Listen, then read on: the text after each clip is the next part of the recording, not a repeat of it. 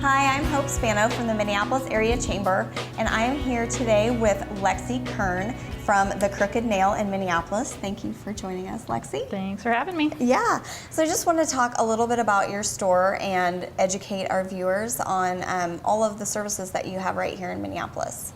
So how long has the Crooked Nail been here? It's been here, well, we took over in 2011.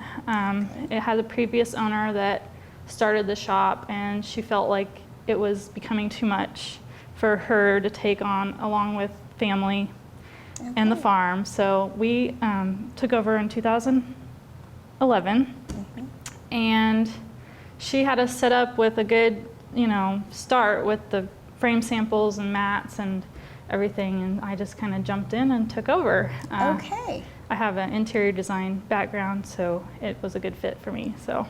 Absolutely. Yeah.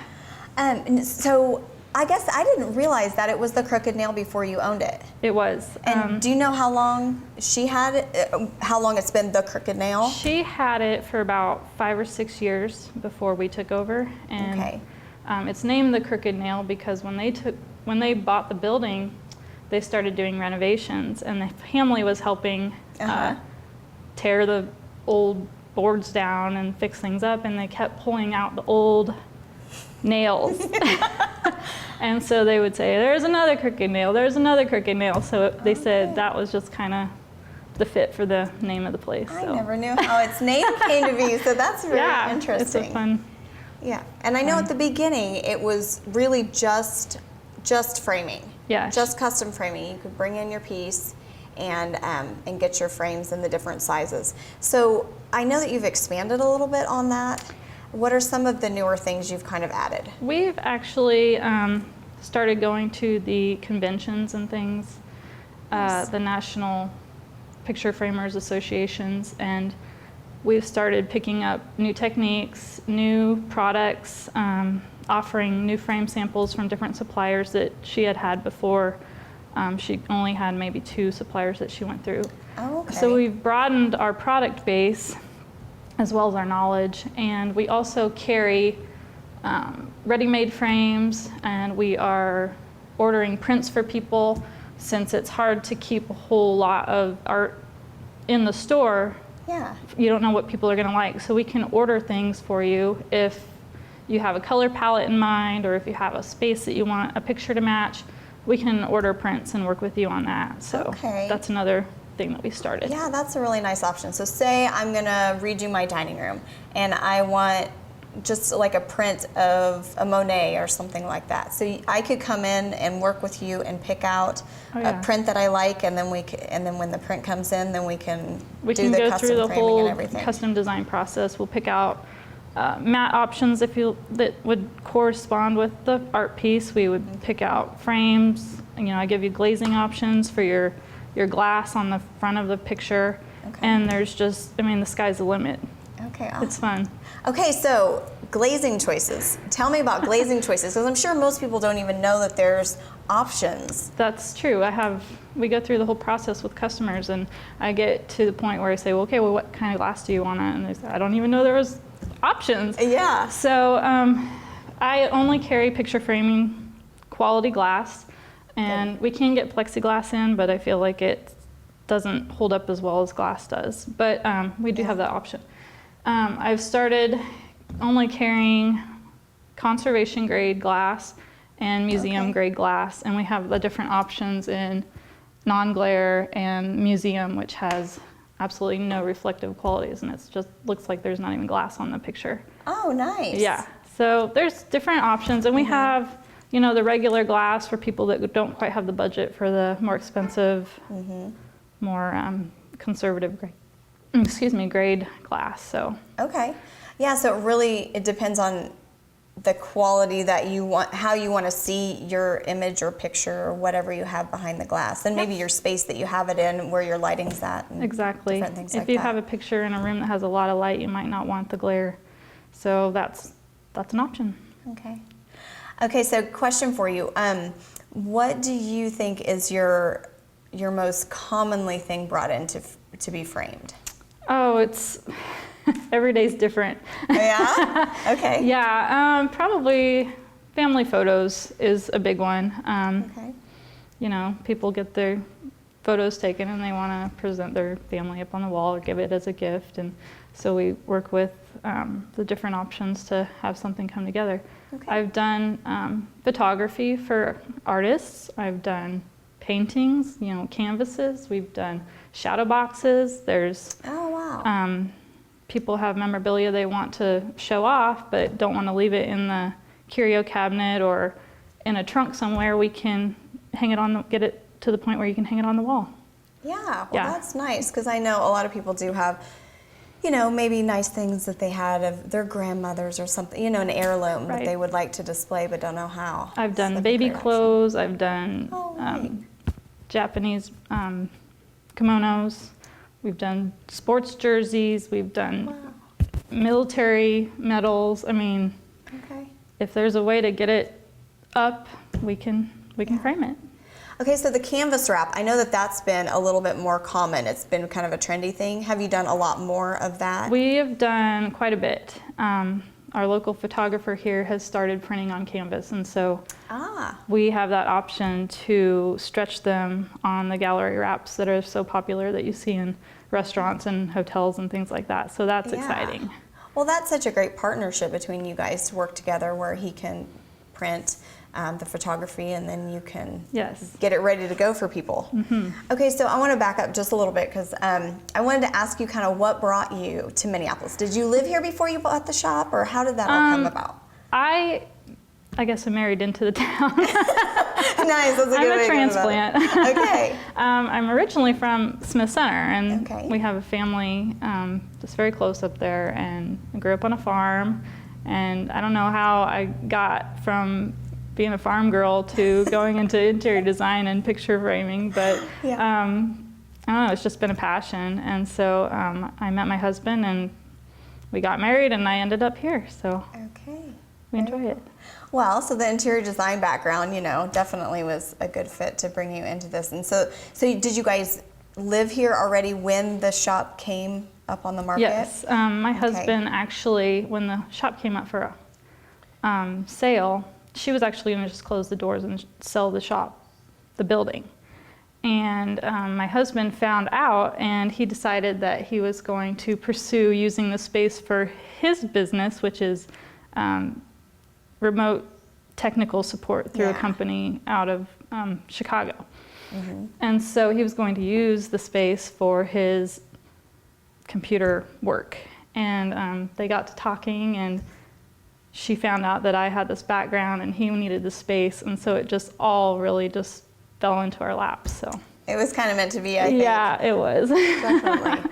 We enjoy it. So what's your favorite thing about, you know, having your own business here in Minneapolis? It's great. You see people every day. You see new things going on downtown every day. Yeah. You get to stay involved in the community, meeting new people, getting contacts, and I don't know, the small town feel is great, because if you need something, it's really easy to find somebody to help you or to point you in the right direction of somebody that needs to. Oh, good.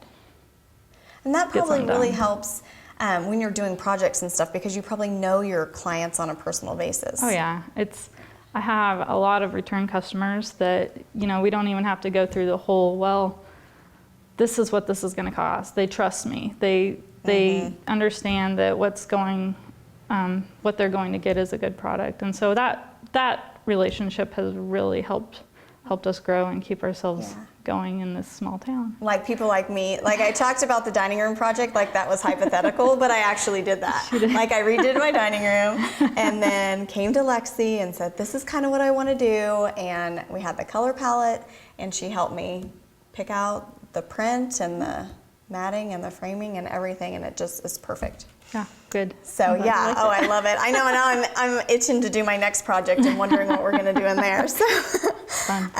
yeah, well, good. I'm glad that you can. It makes it easier to kind of get a feel for what people want when you know them on a personal Yeah, basis. it is. Now, what are your hours of operation here at the Crooked Nail? Well, like any small hometown business, I'm basically the only person that runs the shop, and I have a helper that comes in, a high school student that I've hired to help do some things and kind of mentor along the way. Nice. But our hours are generally Monday through Friday, 10 a.m. to 5:30 p.m. Okay. We keep that extra half hour if the people are trying to travel from Salina to get in and Yeah. have to work. So, but Yeah, if that's I'm not nice. here, you can usually leave a message or track me down somewhere, or I'm down at the chamber office. Yeah, I know, sometimes that happens. People come looking for, oh, there you are. Yeah. But that's great to have you so close that we can work together. Okay, and you have a website, correct? I do. It's www.crookednailstudio.com. Okay. And we also find us on Facebook. And if you need to get a hold of me, alexiskern@gmail.com. And phone number's easy to find. Okay. In Yeah. the book? In the book. And, okay, I know there's some other specialty products that you carry here that people might not know about, or how you came to create these, that you design your own stuff. So If you tell us look about on the that. front of the shop, it says unique gifts as well as custom picture framing. I started a line of jewelry that I just kind of started playing with my husband being in the computer industry. He has tons of broken parts, things that you don't want to throw in the landfill, but I just started tinkering with, and now I have a line of jewelry that I have created out of them. So. Okay, so all of your jewelry is refurbished. Yeah, it's called Restart Jewelry. Oh, okay. Very cool. So it's got computer parts, circuit boards, keyboard keys, Yeah. all kinds of stuff, fun stuff. You know, I've appreciated them from time to time, but I really didn't know the background of how they came to be, but I knew there was a unique story there. Yeah. And what's some other stuff that you have throughout the store? I also do beaded jewelry. That's actually how I got started doing the Restart Jewelry, is playing around with beaded jewelry, necklaces, bracelets, earrings, and things. Okay. And I've done wedding jewelry for people, Nice. custom pieces designed just for their event. So that's kind of fun to do. Yeah. I don't do so much of it anymore because the picture framing's kept me pretty busy. But Well, that's a good problem to have, right? yeah. And I've also tried to start getting local art and artisan craft pieces in to sell for our local craftsmen around town. So And give them a place to display it and for Right. people to see their work to be able to purchase it. So. and right now I'm not charging space fee. So if you have Okay. something you want to get in here and get it ready for the holiday season, get it in, and we'll help you out. Okay, that's awesome. I'm sure you'll have some people calling you up and taking you up on that one. We try to, keep an eye on what we think the customers will want.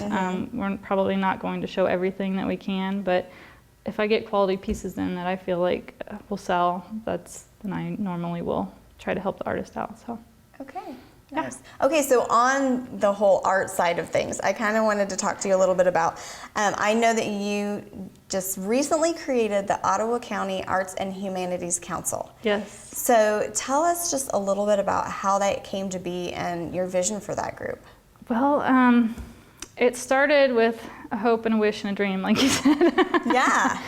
Minneapolis, although it's a very vibrant community, it is lacking, we felt, in the arts side of things. Yeah, I would agree. And so we, the photographer that I talked about earlier, Eldon Clark, and I decided to kind of get together and start brainstorming about people that we've met throughout the community that are creative and artistic, and that we could pull into as a group of people that can make things happen. Yeah. And so we actually just started this June. We had our brainstorming meeting and decided to move forward with creating the Arts and Humanities Council. And we're looking for anyone who wants to be involved. Okay. Artists, photographers, writers, people in the theater, drama, poetry, anything. All right. I love it. Just And, be able yeah. to explore any avenue of the arts and to kind of bring it forward to have a presence here in Ottawa County. Have a presence in Ottawa County. We're also trying to coordinate classes that is in a big need here. The grade schools don't have art anymore, No, and it's it's disappointing. just an elective in the high school.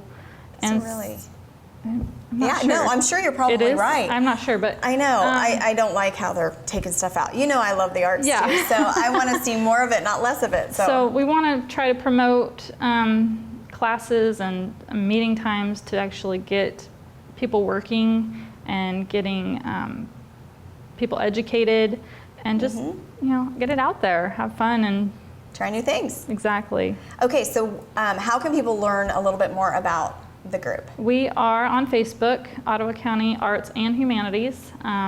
Okay. Come visit us there. I'm actually the president of the council.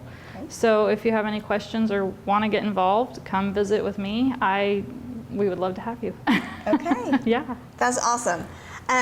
Well, okay, tell me if there's anything else you can think of that I didn't ask about that, makes you worth even making a drive to come here, or something that is unique about your space here that kind of keeps people coming back, or that some people might not know about. Well, we try to use the best techniques possible in the industry to conserve and keep the art pieces lasting as long as possible. We use all acid-free materials. We use, like I said, conservation-grade glass, and I use and we don't use tape or glue or anything to put your art piece down. Everything's removable. Even the shadow boxes, I hand sew all of the fabric pieces that are put in. So it's Very nice. Also, a lot of places don't do shadow boxes anymore. So